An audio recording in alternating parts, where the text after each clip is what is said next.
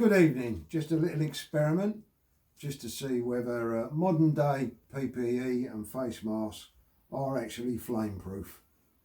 So all I can do is I've got a mask, standard mask with a little bit of metal in the top there, which my wife says helps hold it on your nose.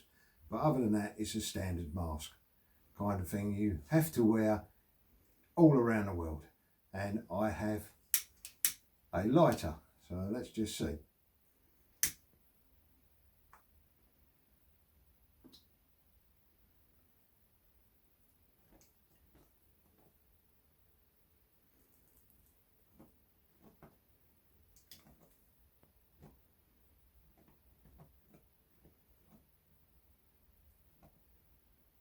Now I'm doing this because I actually watched a guy explaining how he got thrown out of a college because he wouldn't wear his face mask underneath his welding mask. And this is the reason why. I think we've seen enough, don't you? You'd want that light on your face. Thank you very much. Thank you for watching this YouTube channel. Good night.